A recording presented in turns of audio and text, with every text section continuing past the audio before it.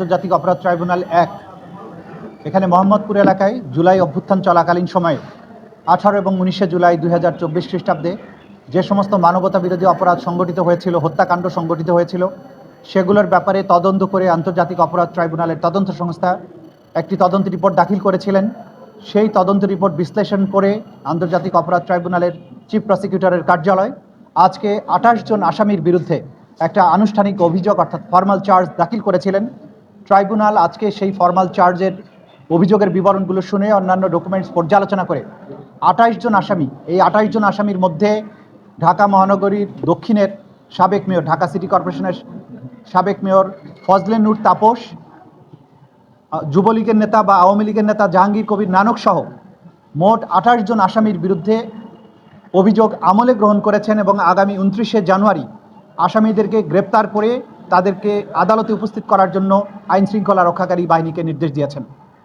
এই ১৮ এবং ১৯শে জুলাই বাংলাদেশের ইতিহাসের অন্যতম রক্তাক্ত দুটো দিন, যে দুটো দিনে বাংলাদেশের বিভিন্ন স্থানে জুলাই অভ্যুত্থানকারী তরুণ যুবক ছাত্র জনতার উপরে যে হত্যাকাণ্ড চালিত হয়েছিল সেটির অন্যতম হটস্পট ছিল মোহাম্মদপুর এলাকা।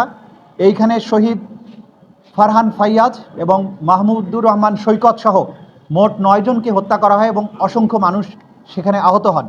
যে ৯ জন শহীদ সেই দিন আত্মত্যাগ করেছিলেন তারা হচ্ছেন শহীদ ফারহান ফাইয়াজ, মাহমুদুর রহমান সৈকত, রাজু আহমেদ, মাহিন, মোহাম্মদ রনি, আল শাহরিয়ার রোকন, ইসমাইল হোসেন, জসিম উদ্দিন এবং জোবাইদ হোসেন ইমন।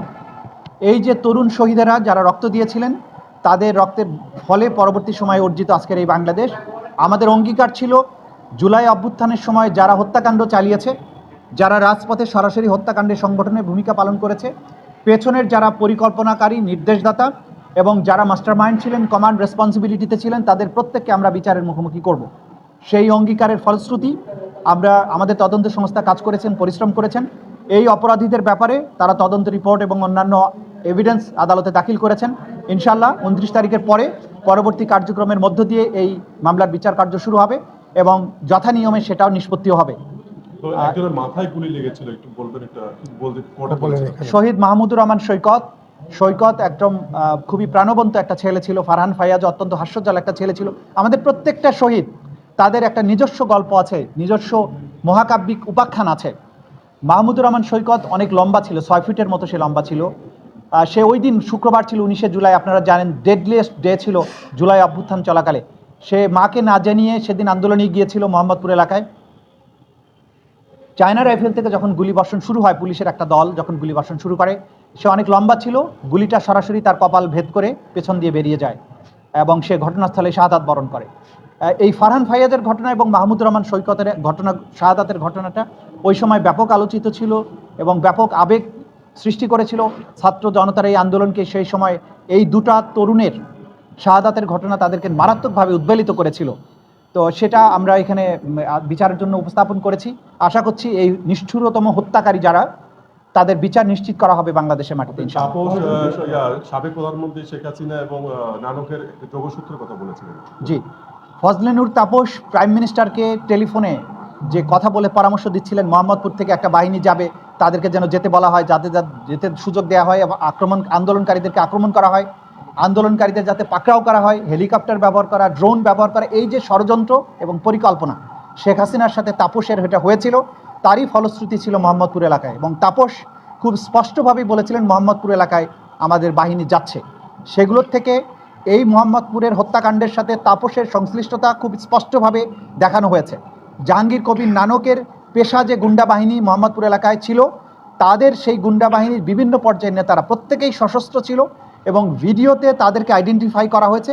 এই ২৮ জন যাদেরকে আমরা আসামি শ্রেণীভুক্ত করেছি, এখানে পুলিশের ঢাকা মহানগরীর খুব নটোরিয়াস কয়েকজন অফিসার এর সাথে সম্পৃক্ত, প্রলয় জোয়ারদার, বিপ্লব কুমার সরকার, তারপরে রওশনুল হক সৈকত, হাবিবুর রহমান, এদের ইনভলভমেন্টটা দিবালোকের মতো স্পষ্ট। সেই কারণে তারা সহ যারা ঘটনাস্থলে থেকে সরাসরি আগ্নেয়াস্ত্র ব্যবহার করে আন্দোলনকারীদের হত্যা করেছে, তাদেরকে আমরা এখানে আসামি শ্রেণীভুক্ত করেছি। মোহাম্মদপুর এবং বসিলা এলাকায়, ধানমন্ডির একটা অংশে আরও যে সমস্ত ঘটনা ঘটেছে পরবর্তী সময়ে, সেগুলোর ব্যাপারে আলাদা তদন্ত চলমান আছে। খুব সহসাই সেগুলোর ব্যাপারেও তদন্ত রিপোর্ট দাখিল হবে বলে আমরা আশা করছি। মোট অভিযোগ কয়টা? এখানে তিনটা অভিযোগে মোট 28 জনকে আসামি করা হয়েছে। 50 জন সাক্ষী এখানে আছে এবং বাকি সমস্ত অডিও ভিডিও ডকুমেন্ট সহ ডকুমেন্টারি এভিডেন্স সবকিছু এখানে উপস্থাপন করা হয়েছে, যেগুলো বিচারের সময়ে আপনারা এক এক করে দেখতে পাবেন। আজকে তাজুল ভাই ওবায়দুল কাদের সহ 7 জনের বিরুদ্ধে অভিযোগ পুলিশের বাইরে ওই এলাকার আওয়ামী লীগের এবং যুবলীগ ছাত্রলীগের অস্ত্রধারী ক্যাডার এই 28 জনের মধ্যে যাদেরকে আমরা নাম বলেছি, পুলিশের বাইরে বাকি যাদের নাম বলেছি তারা এখানে ছিলেন, তাদেরকে এখানে আসামি শ্রেণীভুক্ত করা হয়েছে। আমরা তানখারপুর এবং আবু সাইদ হত্যায় যেটা দেখলাম, সরাসরি লেখা রয়েছে যে পুলিশ সদস্য ব্যবহার করেছে তারা আসামি, তাদের বিরুদ্ধে বিচার চলছে। এই ক্ষেত্রে মানে ফরেনসিক শুট যারা করেছে সেরকম পুলিশের প্রতি অভিযোগ সবার রেকর্ডের বোন, নাতিদের বাবা, সেই ব্যক্তিরা কারা? সেখানে এই গুলিবর্ষণকারীদের মধ্যে আওয়ামী লীগ যুবলীগের ক্যাডাররা বেশিরভাগ রয়েছে এবং পুলিশের মধ্যে দিয়ে যারা আইডেন্টিফাইড হয়েছে তাদের নামও এখানে এসছে। আপনাদেরকে আশ্বস্ত করতে চাই যে এই মোহাম্মদপুর এলাকার ঘটনাগুলোর কিন্তু অধিকাংশ প্রমাণাদি ভিডিওতে ধারণ করা আছে, সুতরাং এটা প্রমাণ করাটা সহজ হবে কার কি ইনভলভমেন্ট ছিল, যারা যারা ইনভলভ ছিলেন, যারা গুলি করেছিল, যাদেরকে আগ্নেয়াস্ত্র হাতে গুলি করতে দেখা গেছে তাদেরকে আইডেন্টিফাই করা হয়েছে, তাদেরকেই বিচারের মুখোমুখি করা হয়েছে। আজকে ওবায়দুল কাদের সহ 7 জনের যে চার্জ হিয়ারিং এই বিষয়টা হয়নি এখনো। আচ্ছা, এটা হবে ট্রাইব্যুনাল 2 আছে, চার্জ হিয়ারিং হওয়ার পরে প্রয়োজন হলে আপনাদেরকে জানানো হবে।